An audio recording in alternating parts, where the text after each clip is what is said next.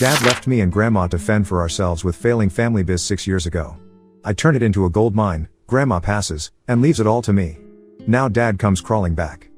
Hey, so I, 24F, recently came into a lot of money after my grandma passed away, and that's become the bone of contention between me and my estranged father, 48M. My parents got married a month after I was conceived after dating for 2 years. I was the real reason they got married, and initially, everything was nice and happy. But then my mother was diagnosed with stage 3 throat cancer, and before I was old enough to even process it, she was gone. She passed away when I was really little, around 5 or 6 years old, after battling cancer for a really long time. After that, it was an uphill climb for all of us emotionally, because it was really difficult to process a loss like that since my mother was very young and so was I. My mother's parents lived in Missouri and would often come to visit me here in San Francisco, but they couldn't take care of me full time. So I lived with my dad and my grandma, my dad's mom. Things were tough because my dad was also kind of young and he had a family to support now. For the first 10 years, it was easier since my grandpa was around to take care of the family business. It wasn't a very large scale or successful business, but it was something nevertheless, and it could put food on the table, so at the time, that was enough. My grandpa would run the family business and my dad was trying to make his way up the corporate ladder. Then when I was 15, my grandpa passed away from a heart attack and our family fell apart. My grandpa had left the business to my dad and my grandma to run, but he didn't want it, and so the responsibility fell entirely to my grandma, who literally had no idea how to run a business. She'd never been to college and had married her husband young, and after that, she'd just been a som. She considered selling the business but couldn't bring herself to do it because she knew how much it meant to her husband. She couldn't sell it because of her sentimental attachment to it, and that led to a lot of problems between her and my dad, who wanted to sell it and move into a bigger apartment and a more upmarket address so he'd be able to impress his business associates with it. After a lot of fighting, my grandma told him that he could ditch the business if he wanted to, but she wasn't going to sell. Somehow, we managed to rope in my maternal grandparents to buy out my dad's share so he could be rid of it all, but we'd still keep the business within the family, and they agreed to it because they'd always been on good terms with my grandma. But that wasn't an end to all of our problems like we'd expected it to be, and in fact, it was just the beginning. Like I said, my grandma had no idea how to run a business, and so it was really difficult for her to keep it up and running. She was thankful that some of my grandpa's employees had still stuck around and were trying to help her when a lot of them quit after my grandpa died. Honestly, can't blame them either, because in the first couple of years, my grandma wasn't very good and things were going really badly for us. I was just 15, so obviously I was of no help. My dad used to live with us, but he was of no help to us whatsoever. Every time my grandma would try to ask him for advice or help, he would shut it down and get mad because he didn't want to hear about it, and his only solution to any business-related problems was to just sell it off and let it go.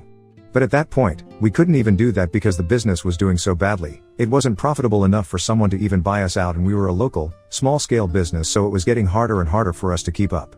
My dad was of no help and the employees were quitting left and right, but in spite of all of that, my maternal grandparents tried to be supportive and even offered to involve more people to fund the business, but my grandma refused because she couldn't put more money at risk back then. Things got even worse when, after a year, my dad met a woman at work and moved in with her, so now my grandma and I were completely on our own because he wouldn't even come back home to us. He would send us some money occasionally, but we were literally living hand to mouth by then. He didn't take me with him to live with his new girlfriend because she wasn't comfortable with the idea of having to live with his ex-wife's teen daughter. My dad would come by once a week for dinner with the family, but even then, he wasn't all there with us and would either be on the phone or just silently eat his dinner and then leave. It was clear to me then that he was just doing it as an obligation, but he didn't want to spend any time with me or his mother at all. At 15, I finally gave up any hopes of my father ever stepping up and being a good dad to me. Until then, I'd still hoped and prayed that someday we might have a good relationship, but after he moved in with his girlfriend, I gave up because that was never going to happen. Then a couple of weeks before my 18th birthday, he proved me right by cutting ties with us entirely. He eloped with his second wife and didn't even bother to tell us in person. He sent us an email to inform us that he was moving to NYC with his wife and said that he didn't want us contacting him anymore. I was not going to be a minor anymore in just a few weeks, so he had no legal obligations tying him down anymore. I wasn't surprised in the slightest, but my grandma was disappointed, so I had to be strong through it all for the both of us. He'd blocked me and my grandma so we couldn't contact him, and I think he'd even changed his number.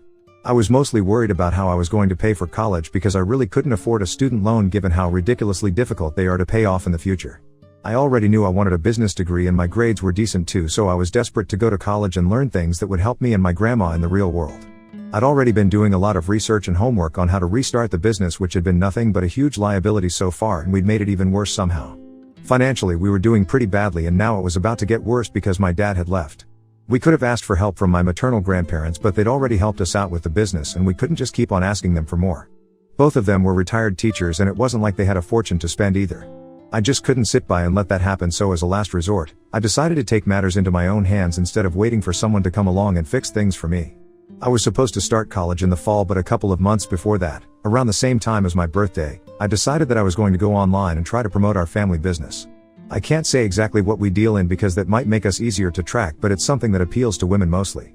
We did have a business page, but it was useless and mostly inactive because with school and household chores that my grandma couldn't do due to her age, I didn't have the time to look after that as well, and my grandma wasn't very good with social media. So it was just there, it existed, but it was of no use to us. Around 2017-18, the whole promotion of small, local businesses on social media was sort of working, and once I graduated from high school, I decided to put all my time and energy into that before college. So while my friends were out celebrating this new chapter of our lives, I was back home applying to colleges that I could afford to attend even by a long shot, and working on rebooting the page. Luckily, around a few weeks in, one of our posts about a certain product went viral, and soon enough our inbox was flooded with people from all over the state wanting to buy from us.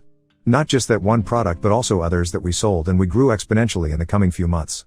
We were able to pay off all our debts over time and even started saving, thanks to the sheer power of social media. It's been 6 years and we're still going pretty strong. I wouldn't say that we're millionaires, but our business was doing well enough for me to be able to attend college without loans or anything.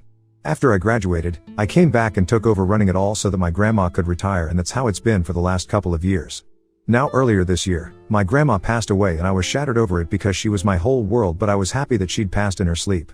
She was in her late 70s and had lived a long and eventful life. She died of natural causes and passed away peacefully and painlessly. That's more than enough for me. I didn't tell my dad or call him to the funeral because I didn't know how to reach him. I could have of course done some digging to find out, but I didn't want to do that because it didn't seem worth it. Also, if I hadn't done that when he'd abandoned us, then I didn't see any reason for me to do it now. It's been several months since my grandma passed, and recently, I was informed of her will.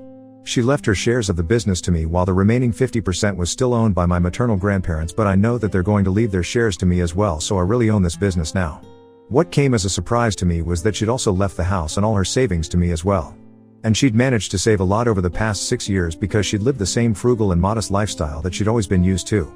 So I basically inherited everything, but my father also inherited something that I found out about only recently.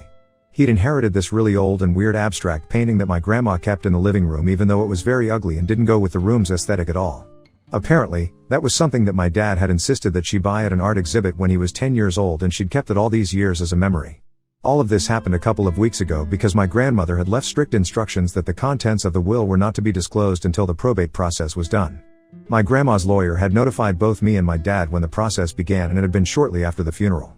He was very upset that I hadn't contacted him first, but even the lawyer had to hire a professional to locate him, so it was ridiculous for him to even expect that I'd go to such lengths for a person who hadn't checked on us even once in the last 6 years. We didn't speak after that for months until recently, when the reading of the will took place, and it was a virtual meeting since we were in different states and he was too busy to fly down here. There, I was told about what I'd be getting out of this, and my dad only had one dusty old painting, so there wasn't much to say there. She'd also left my maternal grandparents a little money and some of her jewelry as a thank you for everything they'd done, so they were part of the meeting as well. We were all present to witness the spectacular meltdown that my dad had once he realized that he was only getting one painting that wasn't even worth much. He yelled at me and accused me of stealing his life from him, said that I was a crook and whatnot. It got to a point where he had to be removed from the video conference by the lawyer so we could end it. He'd have to be there to sign a couple of documents in a few weeks anyway, so I knew that this wasn't over as long as he didn't get what he wanted, but I didn't care. I knew that I deserved all of this and that I'd worked hard for it. It hadn't just all been handed to me, but I'd earned it. Throughout college, I would make sure to teach my grandma all she needed to know, and sometimes we'd even end up on calls at odd hours so that she could consult with me before making any financial decisions. So I was not only keeping my grades up, but I was also working on keeping the business up and running. I was also running the social media page along with a couple of interns I'd hired, so I'd been working for the business right from my college days. I'd earned every bit of this, and yet that didn't seem to be good enough for him. I wasn't worried at the time, but 3 days back, my dad came by to visit me, and it was a very emotionally charged reunion for us. He'd come back for the signing of certain documents that we were already done with, so we didn't need to be there. He told me that he'd come to visit me right after meeting with the lawyer, and even though my grandma's attorney refused to tell him about my inheritance, he'd figured out that I'd inherited the business and the house. While he was at the door, he told me that he just wanted to talk and clear the air because it had been a long time since he left. He didn't want our relationship to get worse and worse with time, so I decided to have a discussion with him once and for all so we could clear the air or whatever. Most of whatever he said just sounded like excuses, and I wasn't too touched by it. He was in a bad space and was still struggling to do well at work. He wanted a fresh start without any reminders of his past. He was really stressed out and stuff, blah blah blah. It wasn't the struggle story he thought it was, and it definitely didn't excuse him for whatever he'd done. I was just waiting for him to get that story over with when he told me that now that he was back, he wanted to join me and come on board as an investor or maybe even a co-owner. I said no without even thinking about it because there was just no way that it was happening. Not after he literally abandoned me and my grandma and didn't even bother to contact us ever after that. He'd let me and my grandma down on multiple occasions and had never once stepped up to be the father that I deserved or the son that she deserved, so now, he didn't just get to hop on the bandwagon and piggyback on what was supposed to be my success. I told him that I wasn't okay with that, and if that's really what he was here for, then he could just leave because it was never going to happen.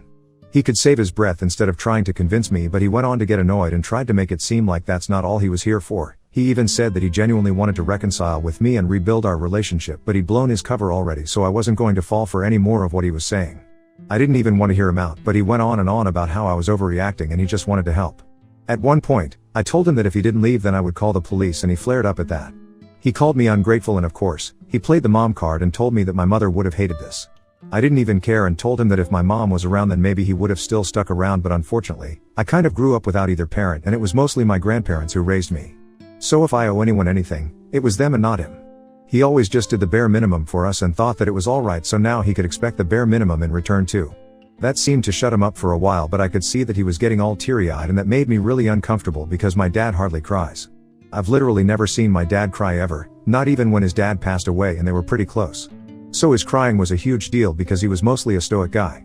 I took a step back at that moment and he told me that I had no right to that business because at the end of the day, it was his father who had built it for him, and now I'd just swooped in and stolen it all away from him. Then he walked out and I could actually hear him crying as he walked away. It's been 3 days and I can't help but think that maybe what he said was true. This business had been intended by my grandfather to be taken over by my father eventually, but he'd rejected it, and so this came to me. The least I can do is make him a partner in the business, but if there's no trust then there's no point. I don't understand what to do. Ida for refusing to let my dad join me in the business my grandfather left us after he abandoned me and my grandmother for 6 years. Update 1. Hello. So I've decided to stick to my previous decision of not letting my father join me in the business. He rejected it first when it had been offered to him and then went MIA for 6 years, which is when my grandma and I handled it all. He doesn't deserve this, and I know that now. Besides, I also found out that he has literally no credibility in the market at this point. I had people do some digging on him and we found out that he's most definitely living off of his wife's money at the moment because both the businesses he'd been involved in the past had failed. One of them had been a seafood restaurant chain that lasted for a couple of years but then eventually had to be shut down after facing a lot of losses, and then, 2 years ago, he tried to get into the food industry again with another product idea which also didn't work and shut down relatively faster. His wife's some biggie in the corporate world and is the CFO of her dad's company, which finally helped me make sense of why my dad was so willing to dance to her tunes back when they were dating. I'm sure that even if he wanted to invest or buy out part of our business, he'd do it with her money because I highly doubt he has any of his own at this point. After 2 failed businesses in 6 years, it seems unlikely, and I'm sure that joining me was his last attempt at making something of his own so he could stop living off of his wife's wealth. Too bad it's not happening because we're doing just fine without him and his money. And more importantly, if I can't trust him on a personal level, then I don't think I'd be willing to involve a person like that in my business that my grandma and I have worked so incredibly hard to revive.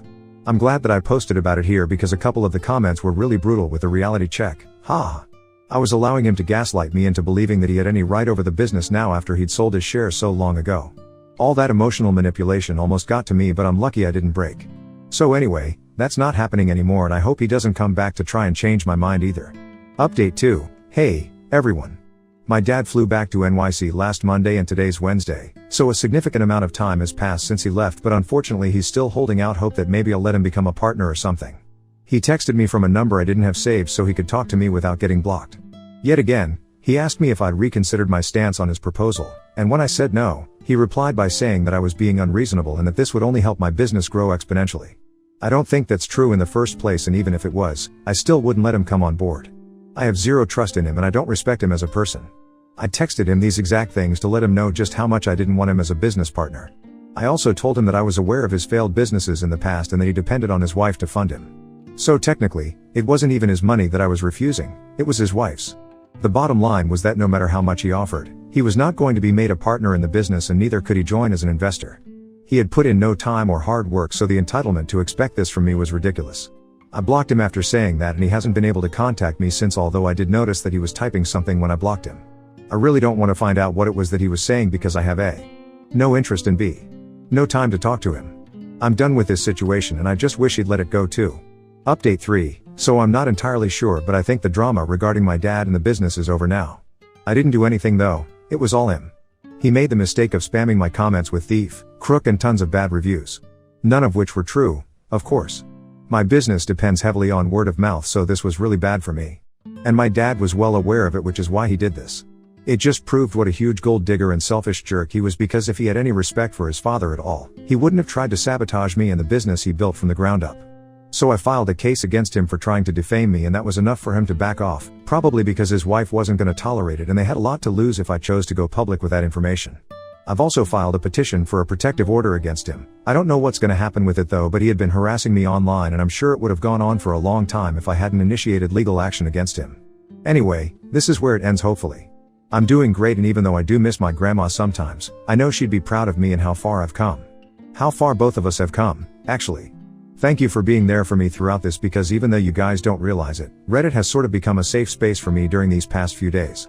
Venting to you guys helped me keep my head straight and I couldn't be more thankful for it.